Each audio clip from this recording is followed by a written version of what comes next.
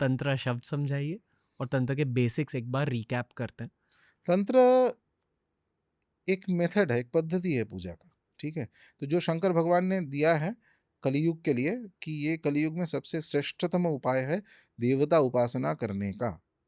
तो कुछ कुछ पुराने शास्त्रों के जो कमेंटेटर्स हैं उनके माने तो दो पद्धतियां हैं पूरा। श्रुति, इनफैक्ट कुछ एक पुराने कमेंटेटर तो तंत्र को श्रुति का आख्या भी दिया हुआ है।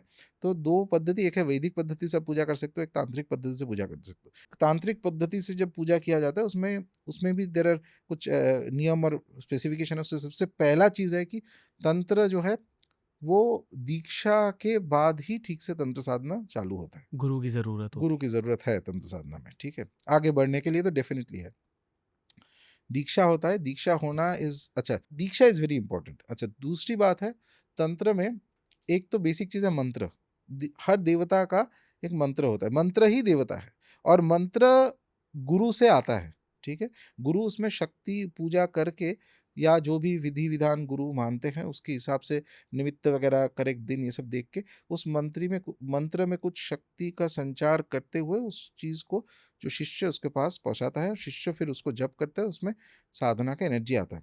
अच्छा, अभी दूसरा चीज है पूजा का पद्धति। सिर्फ मंत्र नहीं, मंत्र के साथ पूजा का पद्धति भी है, कैसे आप पूजा करेंगे। तो इसमें तंत्र में दो चीज है बेसिक जो लोग जितना समझते हैं। एक है दक्षिणाचार, एक है वामाचार। दक्षिणाचार जब तंत्र साधना किया जाता है, देवी का मंत्र होगा, जैसे माँ काली का आप कर रहे हो, कोई मंत्र वगैरह होगा, यंत्र भी हो सकता है, ठीक है। माला होगा, कुछ वस्त्र होगा विशेष, जैसे लाल पहन के आप बैठे, या कुछ कर्म के लिए आप काला ब्लैक ड्रेस पहन के या वाइट पहन के, जो भी है गुरु बताएंगे वो क्या पहनना इत्यादि है। बाकी पूजा पद्धति, मंत्र, यंत्र सब कुछ सिमिलर है। इतना बस डिफरेंस है कि सब जो आप भोग वगैरह देंगे माँ को, या एक पूजा के समय एक चीज होता है अर्घ स्थापन करना पड़ता है, देवी को देना पड़ता है, ठीक है। एक थोड़ा जब एक्चुअल पूजा जब होता है माँ का, तो ये सब सात्विक होगा, पूरा ही सात्विक। और उसके बाद आता है वामाचार। वामाचार में जो है है। ये नेक्स्ट स्टेज है। नेक्स्ट स्टेज है, ठीक है। वामाचार में होता है कि पांच तत्व माँ को दिया जाता है, जिसमें प्रत्यक्ष तत्व कहा जाता है। प्रत्यक्ष अर्थात जो जैसे नाम है उसी का।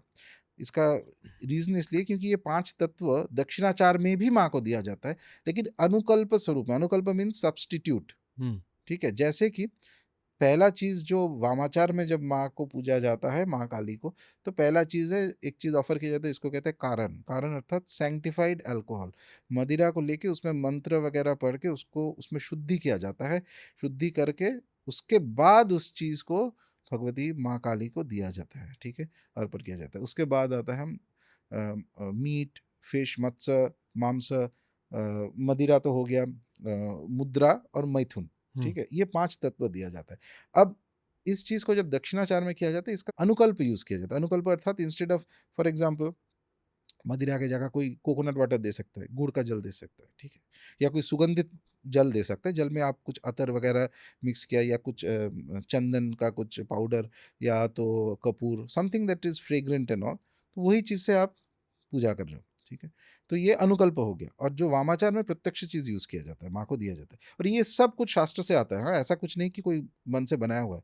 और इसका इलेबोरेट विधि विधान है, बाय द वे। खुद खुद अगर कोई पूजा कर रहा है, तो कैसे ये हर जो चीज़ है इसको पहले शुद्धि करना पड़ता है, करके मंत्र से, सब कुछ मंत्र से होगा, क्योंकि मंत्र ही देवता है। मंत्र से फिर ऑफरिंग किया जाएगा माँ को, और फिर पूजा पाठ इत्यादि किया जाएगा। और वामाचार के बाद जो आता है, जो वामाचार साधना करते हैं, तो वामाचार का सिस्टम जो है वो ईस्टर्न इंडिया में ज़्यादा पॉपुलर है। बंगाल, असम, उड़ीसा, बिहार के नॉर्थ जो साइड है उस जगह पे वामाचार पद्धति से ही माँ का पूजा जाता है। और अभी भी मंदिरों में भी जाता है, जैसे कि कामाख्या मंदिर हो, या माँ तारा का जो इतना प्रसिद्ध तारापीठ मंदिर है, वहाँ पे माँ को फिश का भोग डेली दिया जाता है, ठीक है। कारण डेली दिया जाता है। यही नियम है, हजारों साल से नियम है, ऐसा कुछ न्याय नहीं है। तो वामाचार के बाद आता है सिद्धांतचार। सिद्धांतचार मीन्स बेसिकली जो उपासक है वो उस अवस्था में पहुंच गया। सिद्धांत मतलब कि उसको करेक्ट अंडरस्टैंडिंग। तो एक बार आप सात्विक पद्धति से पूजा कर लिया आपने, और उसमें आपका मास्टरी आ गया थोड़ा, उसके बाद आप वो चीज जिसको नॉर्मल पूजा में हम लोग नहीं लाते हैं, लेकिन तंत्र बोल रहा है कि नहीं, तुम्हें यहाँ भी सीखना पड़ेगा, वो ही शक्ति यहाँ पे भी है। ऐसा नहीं कि सिर्फ जब मैं वेजिटेरियन ऑफरिंग दे रहा हूँ तभी माँ है और नॉनवेज में दे रहे हो माँ नहीं है, सब में है, सर्वव्यापी है। तो तब जाके आपका मंत्र पूर्ण मात्रा से एक्टिवेट होता है, पूर्ण मात्रा से देवी का जो है वो समझ में आता है। दूसरा चीज़ ये भी है, वामा जो है शब्द का अर्थात ही शक्ति होता है। Shakti is always left, vama means left. तो ऐसे जैसे मान लो कि पहले आप क्लॉकवाइज प्रदक्षिणा कर रहे थे देवी का, उसके बाद आप एंटी क्लॉकवाइज करने लग गए, ठीक है। तो दोनों एंगल से आपको पूर्ण समझ, पूरा अंडरस्टैंडिंग क्लियर हुआ आपका, ठीक है। तो एक मैच्योरिटी आता है उपासक में। तो कुछ कुछ तंत्र संप्रदाय ऐसे होता है कि उसके दीक्षा के बाद इमीडिएटली आप वामाचार से ही चालू करते हैं पूजा, हाई लेवल दीक्षा होता है। उसके बाद सिद्धांताचार, सिद्धांत मतलब आपका अंडरस्टैंडिंग करेक्ट हो गया। उसके बाद Kaulachar, Kaul is the final stage, जिसमें आप ऑलमोस्ट लाइक जो माँ काली हो या माँ तारा हो, जिनका भी आप पूजा करते हो, आप उनके साथ एकदम से, जैसे कि अब आप जब बोलते हो कि माँ तो जय माँ, तो माँ actually is there with you. तो उस स्टेज तक आप पहुँचते हो थियोरेटिकली एटलीस्ट।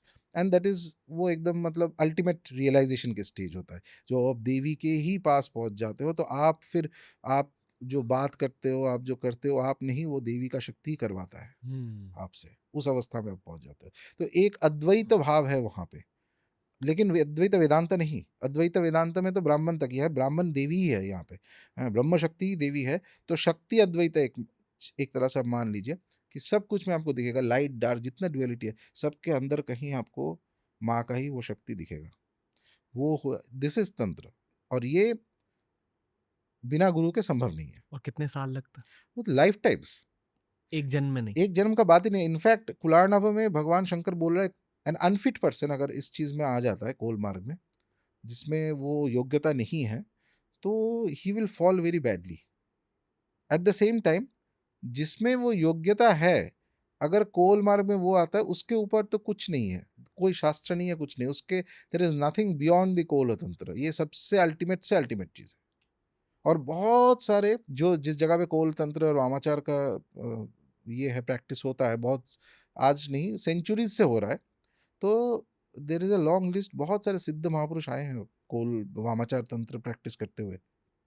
आघोरीज भी कोलाचार प्रैक्टिस करते एक हैं? एक्सट्रीम फॉर्म, कोलाचार से भी हाँ, वो ऊपर? तो शास्त्र से भी बाहर, वो खुद ही अपना चीज करते हैं। औघर जो है तंत्र का एक एक्सट्रीम स्वरूप है, पूरा तंत्र मार्ग का नहीं, वो आउटसाइड ऑफ तंत्र भी मान लीजिए आप एक तरह से। स्मशान में ही 24 घंटे रहते हैं, और उन लोगों का अपना अपना जो पद्धति है एक्सेट्रा है। तो तंत्र लेकिन ऐसा नहीं कि स्मशानिक पात है। अच्छा, इसमें बहुत इंपॉर्टेंट चीज है पंचतत्व पूजा, इसको पंचतत्व कहते हैं। फिश मीट जो हम लोग दे रहे हैं देवी को, भगवती को तंत्र दीक्षा के बाद, ये कोई व्यक्ति घर पे भी कर सकता है। हाँ, ये तो घर पे करने पर वाला ही फिर से साधना है। गुरु की जरूरत है। गुरु की जरूरत तो है हम्म। ही, लेकिन ये आप आइडियल कोर्स में ये जो साधना होगा ये घर पे ही होगा। आप भगवती का घर पे ही पूजा करेंगे, हाँ, लोगों के सामने नहीं, सबके सामने ये पूजा नहीं होगा। इनफैक्ट पहले ज़माने में ये नियम हुआ करता था कि तंत्र दीक्षा बिना तो ये पूजा दिखाना भी नहीं है किसी को। लेकिन वर्ल्ड है लास्ट 100-150 साल में बहुत कुछ परिवर्तन हो गया। इस सब के बारे में ये जो एक्चुअल तंत्र की पुस्तक है, ये सब एवरीथिंग इज पब्लिश्ड और एवरीथिंग इज अवेलेबल, कोई भी खरीद सकता है आजकल, ठीक है, ओरिजिनल पुस्तक। और ये जो पुस्तक लिखा गया, ये तंत्र के जो पंडितों ने, उन्हीं ने लिखा है, ऐसा नहीं कि कोई लेमैन ने लिखा है। और ये आज नहीं, 30-40-50-100 साल पुराना भी आपको पुस्तक मिल जाएगा। सब डिटेल्स दिया हुआ है, कैसे कैसे पूजा होता है, क्या होता है इत्यादि।